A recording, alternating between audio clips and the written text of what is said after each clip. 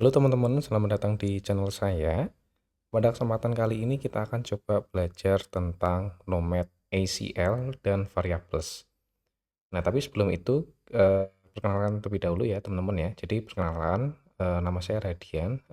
Saya rakyat biasa yang kebetulan setiap hari bekerja sebagai DevOps dan Cloud Engineer.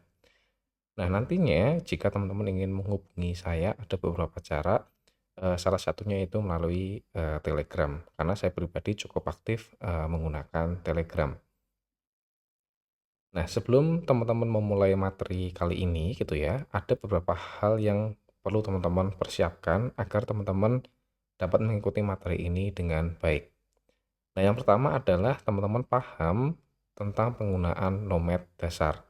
Jadi materi kali ini adalah materi lanjutan dari kelas nomad dasar yang sudah kita pelajari sebelumnya. Jadi pastikan teman-teman sudah mengikuti dan paham tentang materi yang disampaikan sebelumnya. Yang kedua adalah teman-teman pastikan menyiapkan satu VM, minimal satu VM yang sudah terkonfigurasi nomad cluster. Nah, terserah teman-teman mau bikin VM di mana gitu ya, multi lokal, multi cloud atau dimanapun, terserah. Yang penting VM yang sudah tersetup nomad cluster. Nah, di sini saya menggunakan AWS gitu teman-teman. Jadi saya cuman punya satu VM yang sudah saya install Nomad gitu ya. Jadi saya sudah bisa mengakses Nomadnya kurang lebih seperti ini gitu ya. Dan cuman satu eh, VM berperan sebagai server dan klien. Yang ketiga adalah silahkan teman-teman clone Git repository yang saya sediakan, karena di sini nanti isinya adalah apa namanya, file-file yang mendukung kebutuhannya teman-teman dalam mengikuti kelas ini gitu ya. Dan yang terakhir adalah jika teman-teman nanti menggunakan VS Code atau text editor apapun, tapi jika teman-teman menggunakan VS Code, silahkan teman-teman menginstal extension HCL gitu ya. Materi pertama yang akan coba kita bahas yaitu adalah pengenalan Nomad ACL, atau biar kita nanti lebih mudah saya pakai bahasa Indonesia aja ya, ACL gitu ya. Nah, pada materi Nomad dasar sebelumnya gitu ya, yang sudah teman-teman pelajari gitu ya, teman-teman sudah belajar bagaimana sih teman-teman menggunakan Nomad di banyak skenario yang teman-teman ikuti gitu. Nah, namun nomad cluster yang teman-teman buat sebelumnya itu tidak ada pembatasan akses sama sekali. Sehingga siapa saja itu dapat mengakses nomad cluster yang teman-teman buat gitu ya. Nah, itu kan berbahaya ya. Jadi kita perlu membatasi siapa aja yang boleh akses ke dalam cluster kita gitu ya. Nah, nomad memiliki fitur yang namanya adalah Access Control List atau ACL, yang dimana ini merupakan daftar aturan yang digunakan untuk mengatur siapa saja sih yang boleh mengakses suatu resource. Atau mungkin teman-teman bisa gampangnya anggap sebagai siapa boleh mengakses apa. Sesimpel kayak gitu. Nah, di Nomad itu setidaknya ada 4 komponen utama tentang ACL ini, yaitu adalah tokens, policy, roles, dan capability. Nah, kalau saya gambarkan secara sederhana, kurang lebih seperti ini, teman-teman. Dan ini sudah menggambarkan apa yang akan kita bahas, gitu ya. Jadi, ada token, token ini nanti milik punya orang, gitu ya. Dan token ini nanti terhubung dengan sebuah policy atau role. Nah, kalau policy isinya nanti beberapa capability, gitu ya. Capability itu kayak boleh submit job, boleh akses node-nya apa aja, boleh ngapain gitu. Nah, itu peraturan-peraturan. Nah, teman-teman bisa grouping polsai ini apa ya, beberapa polsai jadi sebuah role. Jadi sesimpel kayak gitu. Nah, sebenarnya ada banyak objek rules di Nomad yang dapat teman-teman atur aksesnya. Nah, jadi teman-teman klik aja di link yang saya berikan. Objek rules itu apa? Jadi di Nomad itu kan banyak resource ya, dan resource tersebut biasanya kita sebut sebagai objek gitu ya. Nah, objek itu ada yang namanya namespace yang kita pelajari sebelumnya gitu ya, ada node, agent, operator, dan lain sebagainya gitu. Nah, namun nantinya teman-teman akan fokus ke namespace rules saja gitu ya. Jadi kalau dari list ini gitu ya, ini kan namespace, node, dan lain sebagainya. Nah, kita fokus ke yang namespace-nya gitu ya, namespace rules. Kenapa? Hal tersebut dikarenakan sebenarnya cara konfigurasinya tuh sama gitu ya. Hanya saja beda objek yang kita konfigurasikan. Di sisi lain, ketika teman-teman nanti belajar SQL untuk namespace rules, di dalam satu namespace itu kan ada beberapa objek turunan ya di dalamnya. Itu kayak job dan variables. Sehingga ini sudah sangat cukup untuk mendemokan bagaimana sih teman-teman nantinya menggunakan nomad ACL ini. Jadi itu ya, jadi teman-teman bisa lihat rules-nya ini ada banyak gitu ya. Nah, nanti kita akan fokus ke namespace rules saja gitu ya.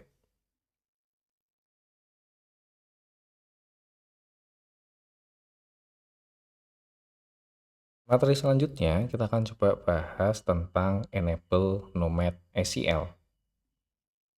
Nah, untuk mengaktifkan fitur SQL, teman-teman perlu menambahkan blok konfigurasi SQL pada semua nomad agent. Jadi agent itu kan server dan klien ya. Jadi kalau teman-teman punya 3 server dan 10 klien node gitu ya, teman-teman perlu mengaktifkan di kesemuanya. Nah, konfigurasinya teman-teman bisa klik aja di link yang saya berikan. Sebenarnya simple, cuman ACL block. Terus teman-teman masukkan enable-nya adalah true. Sesimpel kayak gitu aja. Nah, gimana cara konfigurasinya gitu ya?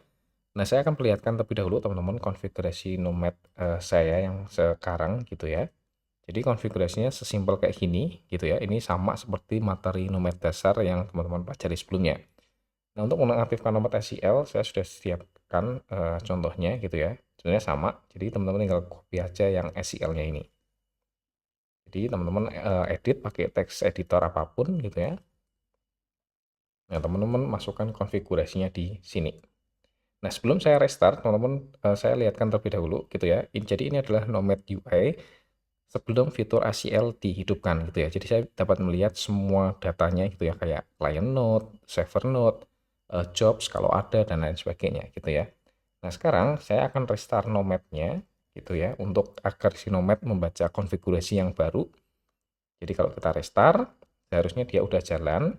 Kalau teman-teman cek di statusnya, akan ada mungkin semacam error kayak gini ya. Nah, dan ini expected teman-teman ketika teman-teman mengaktifkan fitur ACL di pertama kalinya. Biasanya ini expected seperti itu. Nah, kalau teman-teman kembali ke Nomad UI, nah teman-teman bisa lihat sekarang tampilannya adalah not authorized gitu ya. Jadi teman-teman tidak diizinkan karena teman-teman belum login, karena teman-teman harus login menggunakan sebuah token. Nah, kita bahas ke materinya terlebih dahulu. Nah, setelah teman-teman mengaktifkan fitur SQL, teman-teman perlu segera melakukan inisialisasi Bootstrap token. Apa itu token? Nanti kita akan bahas secara detail di materi terpisah. Nah, setelah teman-teman melakukan inisialisasi Bootstrap token, teman-teman perlu simpan token tersebut di tempat yang aman. Nah, cara inisialisasinya gimana? Teman-teman ketikkan perintah nomad SQL bootstrap seperti ini gitu ya, di server maupun di laptopnya teman-teman, terserah kalau teman-teman melakukan remote secara langsung. Nah, cuman di sini saya langsung di servernya aja. Jadi saya lakukan nomad SQL bootstrap seperti ini. Nah, teman-teman bisa lihat di sini akan ada beberapa data yang muncul. Nah, teman-teman perlu amankan ini gitu ya. Karena ini penting. Nah, di sini saya menyediakan sebuah node, ya ini untuk menyimpan aja lah, sementara seperti ini gitu ya, di suatu node. Nah, teman-teman dapat menggunakan token ini gitu ya, itu untuk autentikasi di UI. Jadi teman-teman dapat autentikasi seperti ini, teman-teman login, selesai. Nah, sekarang teman-teman dapat mengakses datanya lagi gitu ya secara UI. Nah, token yang teman-teman barusan buat gitu ya, itu tipenya adalah manajemen. Nah, nanti kita akan bahas karena ada tipe-tipe dari token gitu ya.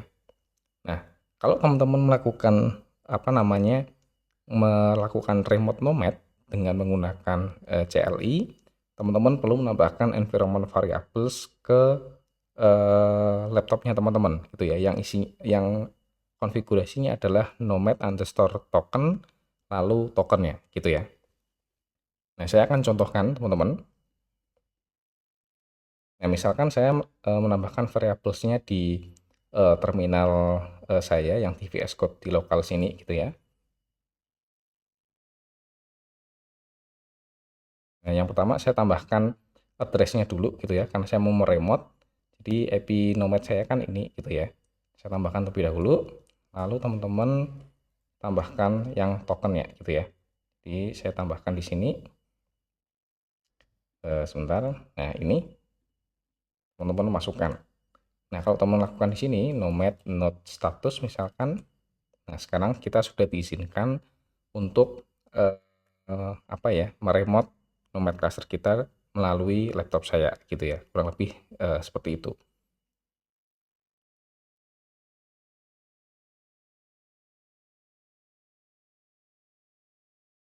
Materi selanjutnya kita akan coba bahas tentang nomad SEL, Polsai, dan capability. Nah, saat teman-teman mengaktifkan fitur ACL gitu ya, maka nomad akan menggunakan default deny all Polsai, yang artinya secara default tidak ada permission yang diizinkan. Ya, untuk mengizinkannya, teman-teman perlu mendefinisikannya dalam sebuah Polsai gitu ya. Nah, Polsai itu nanti teman-teman dapat tuliskan dalam satu file dengan format HCL gitu ya, atau HashiCorp Configuration Language. Nah, pada Polsai file, teman-teman dapat memiliki satu atau lebih rules yang dapat teman-teman definisikan. Nah, setiap rule block itu berisi kombinasi dari Polsai dan capability. Nah, teman-teman bisa lihat aja di bagian ini sebenarnya sama gitu ya, kayak di awal yang kita bahas, bahwa rules itu ada banyak, ada agent, host, dan lain sebagainya gitu ya. Nah, nantinya di dalam satu file teman-teman dapat definisikan itu semua gitu ya. Jadi mulai dari namespace, node, agent, dan lain sebagainya.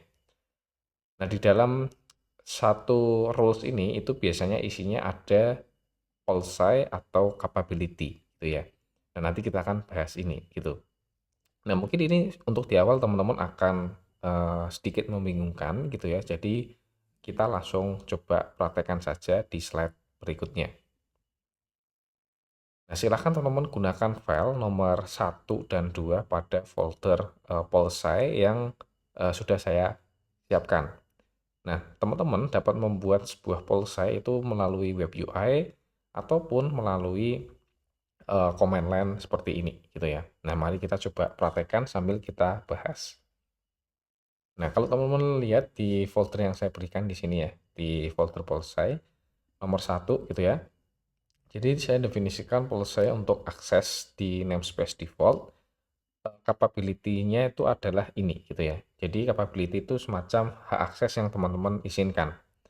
Nah, di Polsai yang nomor 2 ini itu saya definisikan dua, ada Polsai, ada capability. Bedanya apa? Kalau capability itu biasanya tuh cuman satu aja, isinya tuh spesifik ya, mau ngapain gitu ya.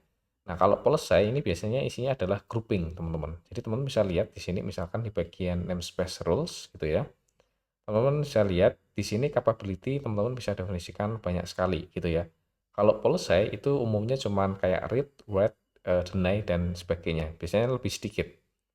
Nah, kalau teman-teman menggunakan Polsai-nya read, read itu isinya sebenarnya adalah kumpulan dari beberapa capability gitu ya. Jadi kalau read isinya tuh beberapa capability gitu ya. Jadi udah dipersimpel daripada teman-teman harus definisikan satu persatu gitu ya. Jadi teman-teman bisa definisikan Polsai, capability, dua-duanya berbarengan atau salah satu aja juga bisa gitu ya.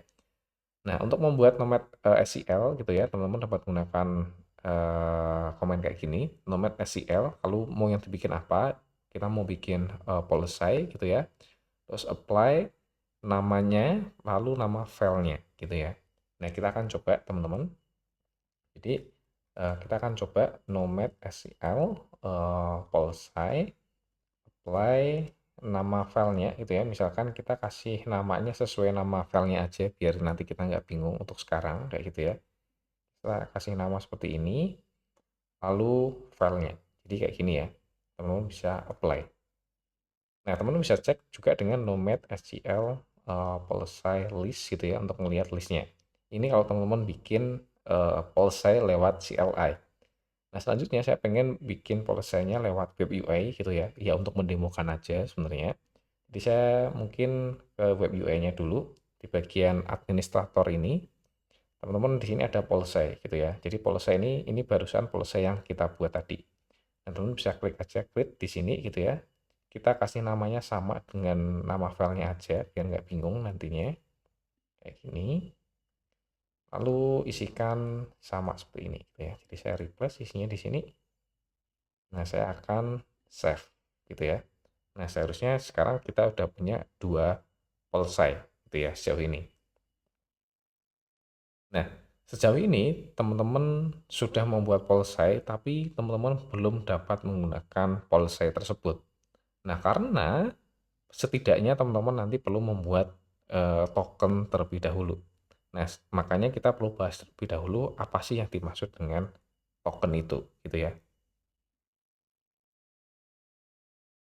Materi selanjutnya, kita akan coba bahas tentang Nomad ACL token. Nah, ketika teman-teman mengakses Nomad gitu ya, entah itu melalui CLI atau melalui web UI seperti biasanya, sebenarnya secara tidak langsung teman-teman itu mengaksesnya melalui Nomad API. Jadi kalau teman-teman sudah tahu API itu kan application programming interface gitu ya. Kalau teman-teman sudah biasa megang kayak aplikasi front end, back end, biasanya teman-teman nggak asing istilah ini gitu ya. Jadi sebenarnya Nomad itu punya API gitu ya. Makanya secara web UI ataupun secara klien sebenarnya ketika mengakses Nomad itu sendiri itu melalui sebuah API gitu ya. Jadi teman-teman bisa baca aja gitu ya. Ada di sini semua gitu. Nah, ketika teman-teman mengaktifkan fitur ACL gitu ya, maka API tersebut itu membutuhkan sebuah autentikasi gitu. Nah, autentikasi tersebut itu menggunakan yang namanya adalah Bearer Token. Nah, teman-teman bisa baca penjelasan tentang Bearer Token itu di link yang saya berikan gitu ya. Jadi simpelnya sih Bearer Token itu ada sangkut pautnya dengan JSON Web Token. Jadi ini salah satu metode autentikasi yang umum diterapkan saat ini gitu. Nah, token di Nomad itu setidaknya itu ada dua tipe teman-teman untuk sekarang ini, yaitu adalah manajemen dan klien. Yang dimana manajemen token itu memiliki akses ke Nomad itu secara penuh. Sedangkan klien yang tipenya, token yang tipenya klien itu hanya memiliki akses sesuai dengan policy atau role yang nantinya teman-teman terapkan. Nah, contohnya adalah ketika teman-teman melakukan inisialisasi Bootstrap token di awal, itu merupakan tipenya adalah manajemen token. Artinya teman-teman punya akses penuh ke dalam cluster. Dan teman-teman bisa memiliki atau lebih manajemen token. Teman-teman bisa buat itu nantinya.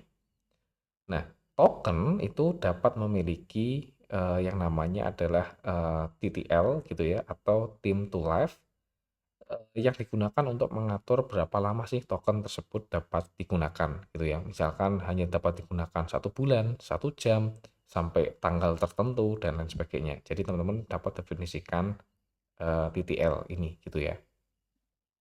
Nah, sekarang kita akan coba mempraktekkan teman-teman gimana sih kita membuat token gitu ya untuk masing-masing polsai yang teman-teman buat sebelumnya. Jadi kan sebelumnya teman-teman bikin 2 polsai gitu ya.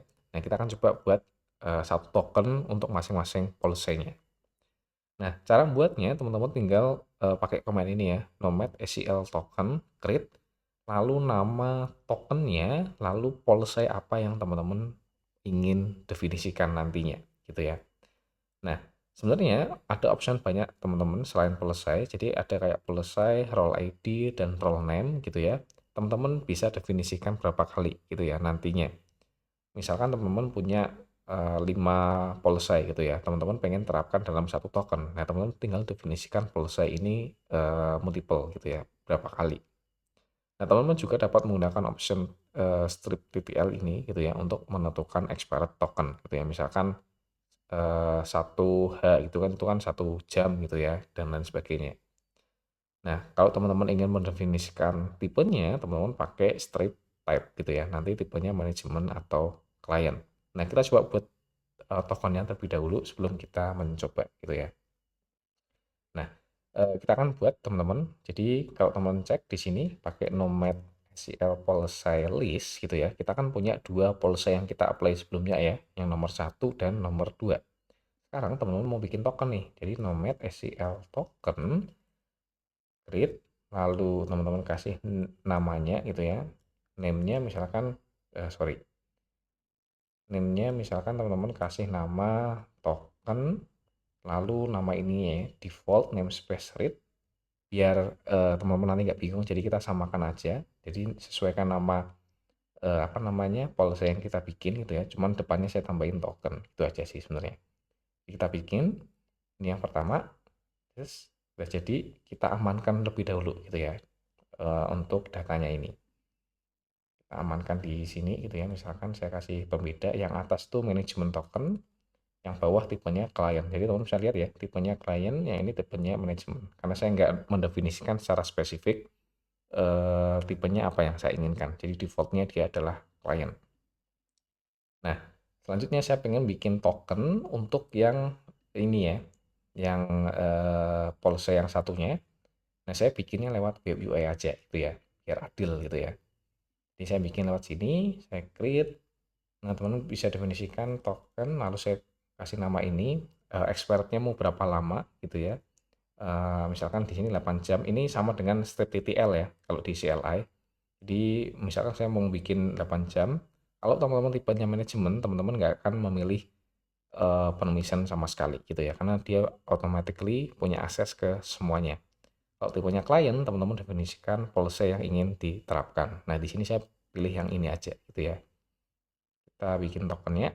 Nah, saya perlu mengamankan asesor ini sama saya amankan dulu ya, biar nggak hilang gitu ya. Karena setelah dibikin script ID-nya ini nanti nggak muncul lagi gitu ya. Saya bikin yang ini dulu, saya kopikan satu-satu. Ini, terus ini yang script token ya. Bisa coba amankan gitu ya. Nah, selesai teman-teman. Itu adalah caranya gimana kita membuat sebuah token. Nah, gunakan kedua token ini untuk login di web UI. Dan ketika teman-teman nanti login ke web UI, silakan teman-teman coba submit job nomor satu di folder jobs gitu ya. Jadi di folder jobs, saya sediakan beberapa example. Nah, nanti kita akan coba apply yang ini aja untuk yang sekarang ini. Nah, jadi di web UI-nya saya coba logout ya teman-teman ya. Saya coba logout yang ini gitu ya, saya logout. Lalu saya coba login dari token yang terakhir kita buat gitu ya, yang ini ya, default namespace read all with submit job. Saya akan login menggunakan, aduh sorry, ini saya salah ya, seharusnya kopinya tokennya ya. Sorry, saya akan benerin dulu teman-teman. Jadi saya akan login menggunakan manajemen token lagi.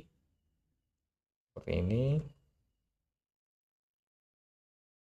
Oke, kita kembali ke sini di tokennya.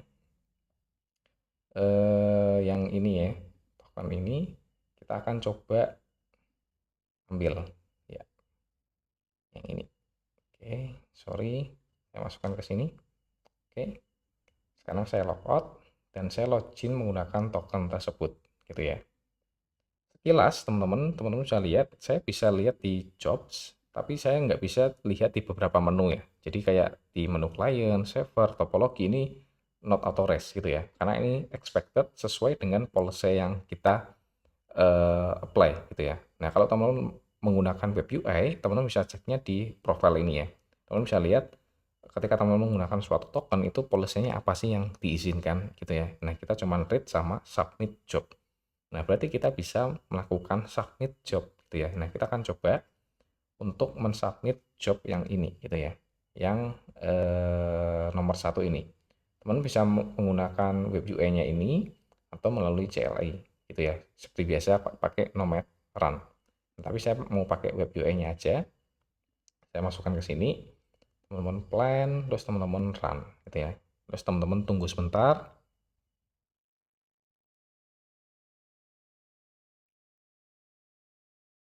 Nah, sekarang allocation dari job ini sudah terbuat. Nah, jadi ini kan baru kita pakai yang ini ya. Nah, sebenarnya kalau teman-teman lihat di sini ada beberapa informasi yang missing ya. Kayak klien ini ya, dia kayak datanya nggak muncul nih, kliennya dia di mana dan sebagainya. Nah, nanti kita akan fix ini di materi berikutnya. Nah, sekarang kita akan coba login menggunakan token yang tadi ya, yang sebelumnya kita buat, yang ini, gitu ya. Saya akan login pakai token yang ini. Nah, kalau teman-teman coba login, nah teman-teman bisa lihat, kita dapat melihat informasi dari jobnya, gitu ya. Kita bisa lihat dan lain sebagainya. Tapi saya nggak bisa menjalankan jobnya, gitu ya.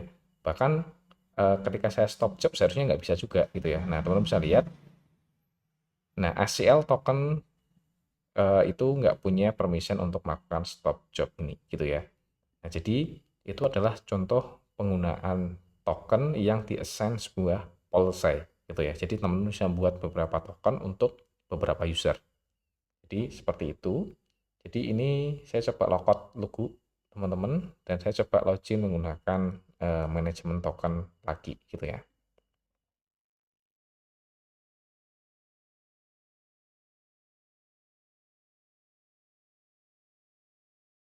Materi selanjutnya kita akan coba bahas tentang Nomad ACL role. Nah, role itu merupakan kumpulan satu atau lebih dari policy, sehingga nantinya ini dapat mempermudah teman-teman eh, untuk melakukan grouping hak akses, gitu ya. Jadi teman-teman punya beberapa kumpulan policy, teman-teman grup menjadi satu sebuah role. Sehingga nanti ketika teman-teman mau bikin token, gitu ya, untuk suatu user, daripada teman-teman perlu mappingkan policy-nya satu-satu, teman-teman tinggal masukkan role-nya aja. Nah, saat teman-teman menggunakan web UI, sebenarnya hampir di setiap halaman itu sebenarnya kita menggunakan API untuk mendapatkan data dari agent dan client node. Nah, Nomad itu merekomendasikan untuk kita menambahkan policy berikut, gitu ya, agar data yang ditampilkan itu lebih lengkap, gitu ya. Nah, jadi teman-teman klik aja di link yang saya berikan, gitu ya. Nah, teman-teman bisa lihat secara default secara web UI itu ngakses hampir di semua halamannya itu ke API ini, gitu ya. Makanya teman-teman perlu menambahkan policy ini, gitu ya. Nah, sekalian nanti kita coba mempraktekkan SQL role ini, teman-teman buat policy dari file nomor 3, gitu ya. Jadi di file nomor 3 ini ya, yang Allo Web UI isinya sama seperti yang di sini, gitu ya. Nah, nanti kita akan coba bikin role yang isinya adalah eh, policy yang barusan kita buat ini, yang nomor 3 dengan policy yang sebelumnya, gitu ya. Biar nanti teman-teman lebih kebayang, gitu. Nah, kita akan coba bikin teman-teman sebuah role baru. Cara bikinnya kalau lewat CLI kayak gini, nomad SQL role create, gitu ya. Lalu nama role-nya, lalu policy-nya apa aja yang pengen diterapkan. Nah, cuman saya lagi pengen lewat web UI, teman-teman, biar lebih gampang, gitu ya. Jadi saya akan bikin sebuah role-nya secara web UI juga. Jadi kita bikin policy dulu, kita bikin policy baru, kita beli nama yang sama kayak gini ya, Allo Web UI. Saya masukkan di sini, isinya ini, gitu ya. Ini, lalu kita save, lalu kita bikin sebuah role baru, gitu ya. Misalkan kita beri nama eh, Allo Developer, gitu. Katakanlah nama role-nya kayak gini, gitu ya.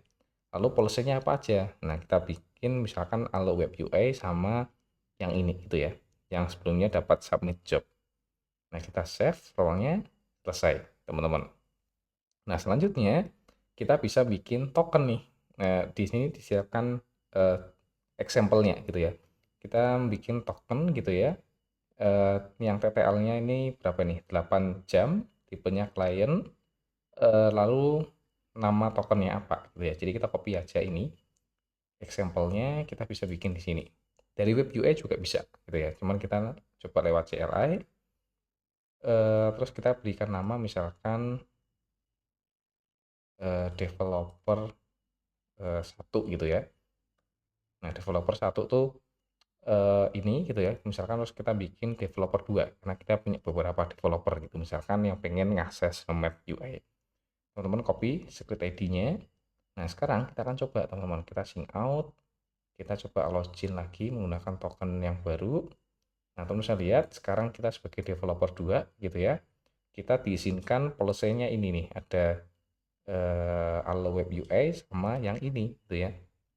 Jadi kita bisa bikin job gitu ya. Yang baru kita bisa lihat job yang existing sebelumnya gitu ya. Datanya sekarang lebih apa namanya? Kita bisa lihat kliennya juga seharusnya kayak gini ya. Sebelumnya kan kita nggak bisa karena sekarang kita punya policy yang apa namanya Allo Web UI ini gitu ya. Yang bisa baca data node sama data dari agent. Jadi itu contohnya teman-teman penggunaan sebuah apa namanya role. Nah, saya akan logout dan kembali lagi login menggunakan manajemen token gitu ya. Dengan login menggunakan manajemen token lagi. Seperti ini, ingin selesai.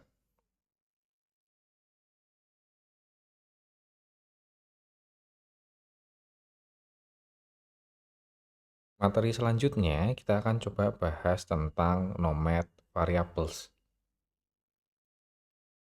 Nah, ada kalanya saat teman-teman menjalankan sebuah workload gitu ya, atau task di Nomad, teman-teman tuh membutuhkan sebuah konfigurasi yang terkadang sifatnya dinamis.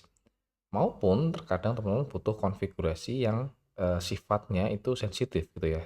Contoh data-data sensitif itu kan kayak password, token, secret key, dan lain sebagainya.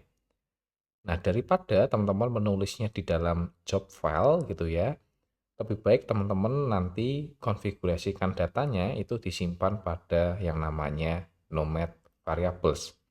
Nah, karena apa? Ketika teman-teman menuliskan sebuah job file, terus di dalamnya ada isi kredensial gitu ya, misalkan kayak username, password gitu, terus apa namanya IP dari database dan lain sebagainya, itu kan nggak baik karena biasanya job file-nya teman-teman itu disubmit ke dalam Git repository.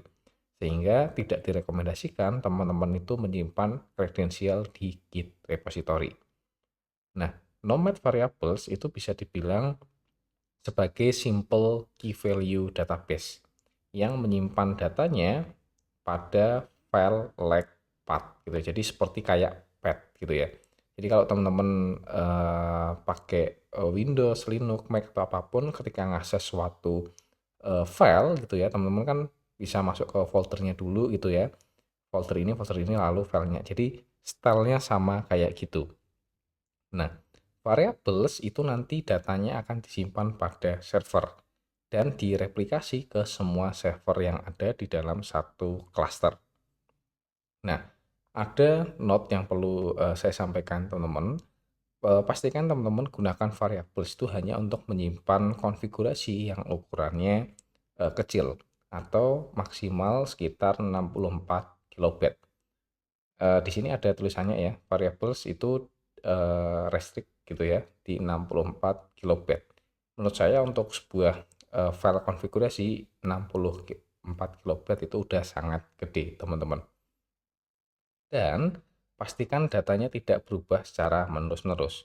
Memang teman-teman bisa melakukan konfigurasi datanya itu dinamis di dalamnya. Teman-teman bisa rubah-rubah gitu ya. Cuman pastikan datanya tidak berubah terus-menerus gitu ya. Karena datanya kan teman-teman dapat rubah melalui kayak API gitu ya. Nah, teman-teman jangan nyimpan data yang berubah terus-menerus gitu. Karena itu nanti akan membebani Nomad itu sendiri. Nah, sekarang kita akan coba gimana sih kita membuat sebuah variables. Nah, untuk membuat variables, teman-teman dapat menggunakan CLI seperti perintah yang ada di sini gitu ya, atau menggunakan web UI. Nah, kita akan coba dua-duanya gitu ya. Baik menggunakan CLI maupun menggunakan web UI.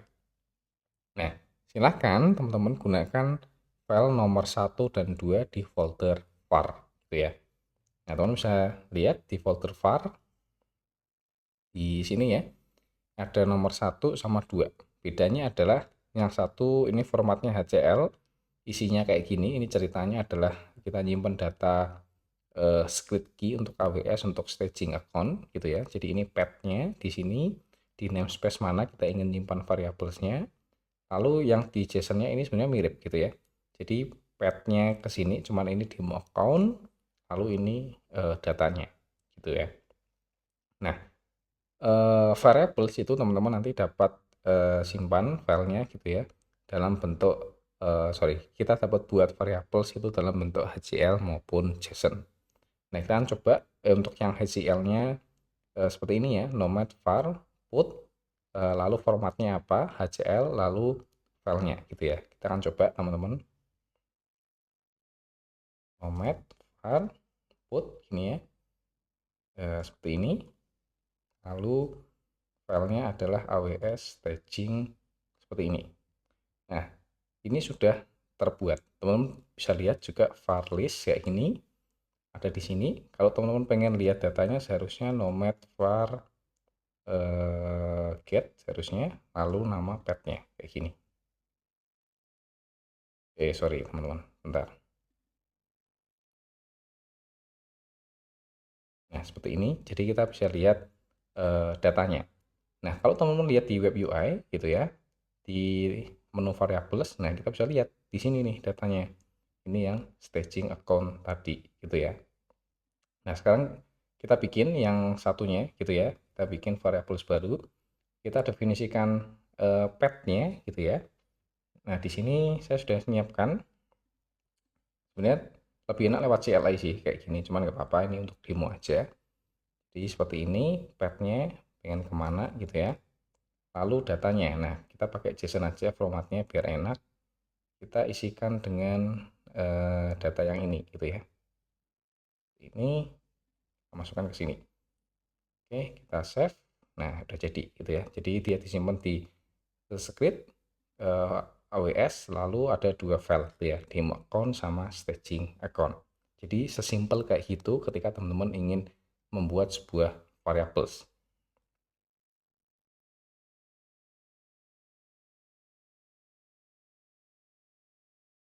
Nah, setelah sebelumnya teman-teman sudah berhasil membuat sebuah variables, sekarang kita akan coba belajar gimana sih caranya mengakses variables itu dari tags agar data dari variables dapat kita gunakan gitu ya. Nah, untuk mengakses data dari variables, teman-teman seperti biasa, teman-teman dapat menggunakan yang namanya template block pada tags gitu ya. Jadi ini beberapa kali sudah kita gunakan di materi Nomad dasar. Karena memang template block ini sangat powerful gitu ya. Bisa merender sebuah file yang sangat dinamis sesuai dengan apa namanya keinginan kita gitu. Nah, silahkan teman-teman gunakan file nomor 2 gitu ya di folder jobs untuk mendemokan akses ke variables yang kita buat sebelumnya.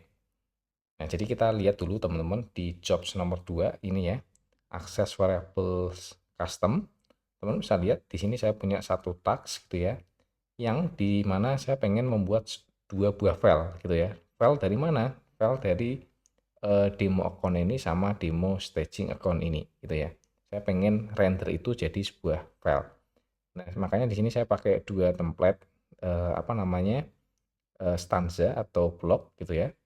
Destination-nya ke sini gitu ya.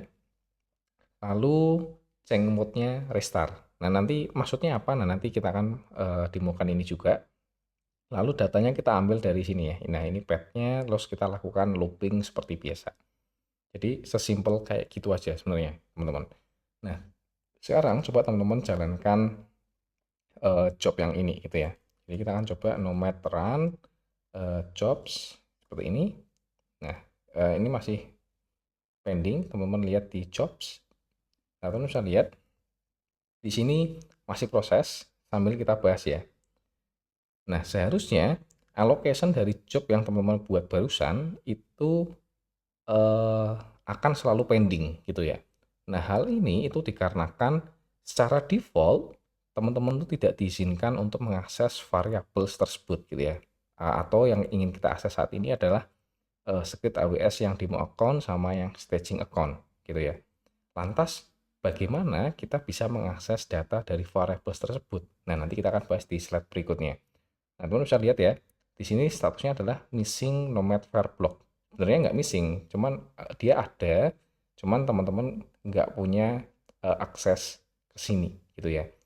Nah, ini kan sebenarnya ada ya, pet ini kan sebenarnya ada yang demo ya contohnya. Nah, ini kan ada, cuman di sini memang errornya adalah missing gitu ya. Sebenarnya teman-teman nggak punya akses saja. Nah, kita lihat cara solve-nya. Nah, agar teman-teman dapat mengakses variabel di pet khusus seperti itu, maka teman-teman perlu membuat sebuah policy dan menerapkan policy tersebut ke job terkait. Nah, sebenarnya policy yang teman-teman buat itu tidak hanya di-assign ke suatu token atau ke suatu role, tapi teman-teman juga bisa policy ini tuh dipasangkan atau di-assign ke sebuah job, group maupun task. Jadi scope-nya bisa lebih kecil sampai level task gitu ya. Nah, kita akan coba teman-teman melakukan membuat policy gitu ya dari apa namanya untuk mengizinkan ini gitu ya. Sorry di sini saya sebenarnya lupa untuk menulis policy mana yang harus di-assign gitu ya. Cuman di sini teman-teman bisa lihat di sini ada policy untuk ini ya nomor 4 allow access AWS script. Nah, isinya sebenarnya simple. Jadi di namespace default kita mengizinkan untuk mengakses variables yang path-nya adalah AWS script lalu wildcard kayak gini ya. Jadi semuanya. Dia bisa list, dia bisa baca datanya gitu. Nah, caranya sebenarnya tinggal seperti ini nih. Nomad SQL policy apply di namespace mana untuk job apa gitu ya. Kalau lebih spesifik nanti bisa group, bisa task juga. Cuman saya lebih suka untuk di level job aja sebenarnya. Lalu nama policy-nya, lalu filenya gitu ya. Nah, kita kan coba teman-teman nomad SQL policy kita coba apply gitu ya. Lalu namespace-nya, nah jadi saya ada historicalnya seperti ini. Namespace-nya adalah default, jobnya adalah ini gitu ya. Jadi pastikan nama jobnya sesuai teman-teman yang ini gitu ya. Lalu kita beri namanya apa, policy-nya, lalu file dari policy itu sendiri. Nah, teman-teman coba apply, selesai. Kalau teman-teman cek nomor SQL policy list, di sini ada yang kita bikin ya. Nah, teman-teman bisa cek nomor SQL policy info yang ini. Nah, teman-teman bisa lihat dia punya rules ini. Nah, teman-teman bisa cek di job kita sekarang dia udah running. Nah, kalau kita cek datanya teman di allocation ini, terus di tagsnya kita lihat di files, kita tadi masukkan ke folder lokal. Nah, kita udah ngerender sebuah file yang isinya adalah dari nomad variables gitu ya. Nah, teman-teman bisa lihat seperti ini. Nah, tadi kalau kita bahas sekilas teman-teman, itu kan change mode-nya di sini adalah restart. Artinya, setiap ada perubahan di variables ini, dia akan otomatis detect. Kalau ada perubahan, berarti saya harus restart untuk mendapatkan data terbaru gitu ya. Nah, sebenarnya change mode ini ada banyak tipe, kayak restart, signal, dan lain sebagainya. Tapi untuk file kayak gini biasanya lebih prefer ke restart. Nah, kita akan coba ya. Jadi teman-teman bisa lihat di allocation ini, mana ya? Yang sini mungkin kali ya. Nah, teman-teman bisa lihat dia running 1 menit yang lalu lah kurang lebih gitu ya. Nah, sekarang kita coba akan tambahkan gitu ya atau edit lah. Misalkan edit, kita edit gitu ya. Misalkan yang demo account ini jadi ada tambahannya gitu ya. Lalu teman-teman save. Nah, teman-teman bisa lihat di sini seharusnya nanti dia akan di apa namanya? Restart. Sorry. Mungkin nggak kelihatan ya. Nah, teman-teman bisa lihat. Nah, dia akan di restart ya, a few seconds ago. Teman-teman bisa lihat. Nah, kalau teman-teman lihat dalamnya, seharusnya akan berubah isinya gitu ya. Kita lihat yang demo. Nah, teman-teman bisa lihat isinya ke render lagi. Jadi itu adalah fungsi dari change mode ini gitu ya.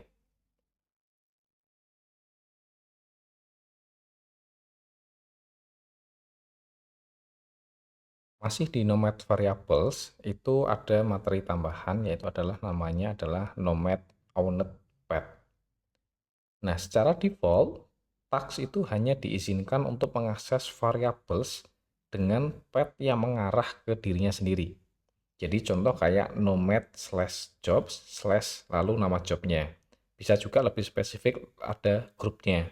Bisa juga lebih spesifik sampai ke level task kayak gini gitu ya.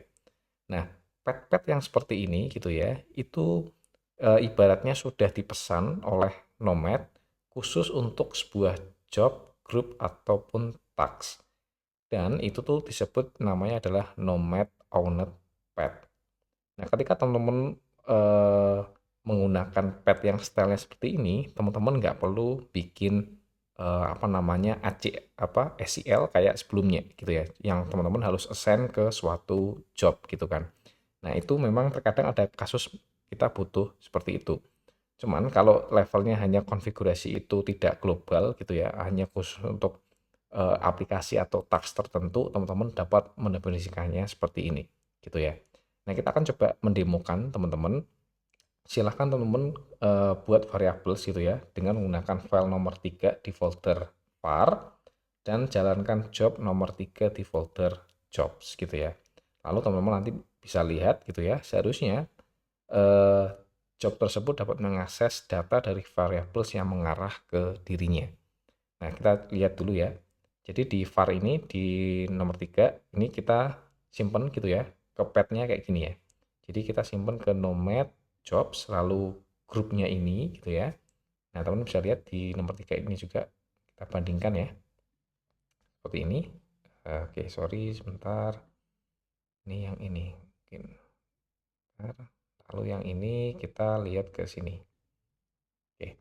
Nah, teman-teman bisa lihat nomad jobs lalu nama jobsnya gitu ya itu adalah ini lalu nama grupnya lalu nama tasknya seperti ini. Sebenarnya teman-teman bisa sampai ke level apa namanya jobnya aja juga bisa sebenarnya, cuman karena saya pengen lebih spesifik sampai ke level tasknya saya definisikan seperti ini gitu ya.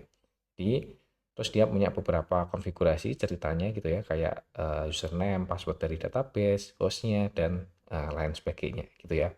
Cara ngaksesnya masih sama gitu ya, cuman ini adalah tipe bedanya adalah ke dirinya sendiri gitu ya, sama seperti ini gitu ya.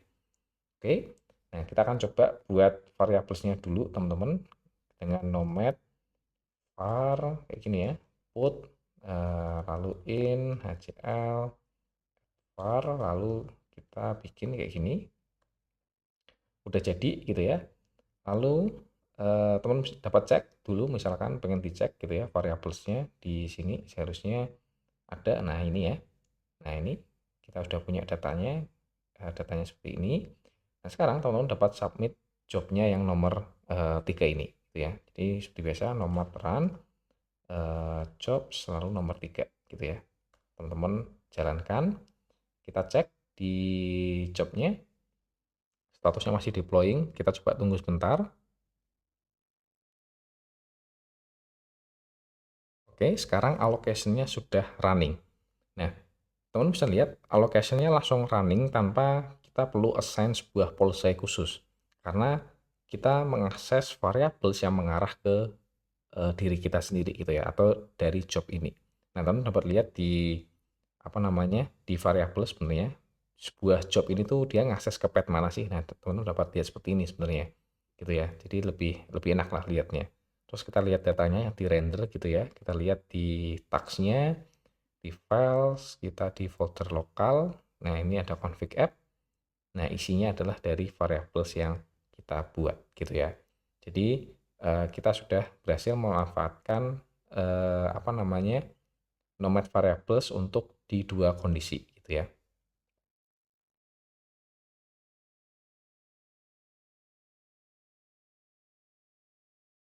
Tidak terasa teman-teman kita sudah berada di penghujung materi, jadi izinkan saya untuk menutup materi kali ini. Nah, sejauh ini teman-teman sudah berhasil ya menyelesaikan materi nomad ACL dan variables. Jadi selamat bagi teman-teman yang mengikuti materi dari awal hingga akhir. Seharusnya teman-teman sudah tahu pentingnya untuk menggunakan sebuah ACL dan variables untuk mendukung workload-nya teman-teman biar bekerja secara dinamis dan aman gitu ya. Nah, sebenarnya masih banyak lagi materi tentang nomad yang akan kita bahas di materi-materi berikutnya. Jadi tunggu saja teman-teman. Nah, jadi sekian teman-teman dari saya dan terima kasih.